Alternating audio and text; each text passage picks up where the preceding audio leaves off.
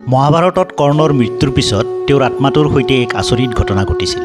যেতিয়া কৰ্ণৰ মৃত্যু হ'ল তেতিয়া যমৰাজ নিজেই তেওঁৰ আত্মাটো নিবলৈ আহিল। সেই সময়তে তাত সূৰ্যদেৱ আৰু ইন্দ্ৰদেৱৰ আবিৰ্ভাৱ হ'ল আৰু দুয়োজনে যমৰাজক ক'লে যে কৰ্ণৰ আত্মাটোক পোনে পোনে স্বৰ্গলৈ লৈ যোৱা হওক, কিয়নো তেওঁ অৰেটো জীৱন দান আৰু ধৰ্মৰ মাজেৰে অতিবাহিত কৰিছিল। এই কথাত যমৰাজ সন্মত হ'ল। কৰ্ণই যেতিয়া স্বৰ্গত গৈ উপস্থিত হ'ল তেতিয়া তেওঁ তাত কেৱল বহু অলংকাৰ আৰু সোণৰূপহে দেখা পালে, কিন্তু তাত তেওঁৰ বাবে কোনো ধৰণৰ খাদ্যবস্তুৰ আয়োজন কৰা দেখা নাপালে।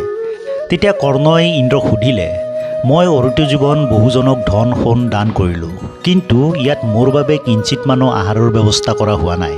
তেতিয়া ইন্দ্ৰই ক'লে, তুমি জীৱনত কেৱল ধন সোণহে দান কৰিলা, কিন্তু কেতিয়াও অন্নদান কৰা নাছিলা, গতিকে তোমাৰ বাবে ইয়াত অন্নৰ ব্যৱস্থা কৰা হোৱা নাই। ইয়াৰ পিছত কৰ্ণই আকৌ এবাৰ পৃথিৱীত মানৱ ৰূপ লৈ জন্ম লোৱাৰ বাবে ইন্দ্ৰদেৱক প্ৰাৰ্থনা জনালে, এই ভাবিয়েই যাতে তেওঁ এইবাৰ অন্নদান কৰিব পাৰে। ইন্দ্ৰদেৱে কৰ্ণক কেৱল মাত্ৰ 14 দিনৰহে সময় দিলে। সেইবাবে কোৱা হয় যে মৃতকৰ শ্ৰাদ্ধৰ সময়ত বিভিন্ন সা সামগ্ৰীৰ দানৰ লগতে অন্নদানৰ নিয়মো পালন কৰা হয়, যাতে কোনো মৃতকৰ আত্মাই স্বৰ্গলোকত অন্নৰ অভাৱত ভোকাতুৰ হৈ থাকিব নালাগে।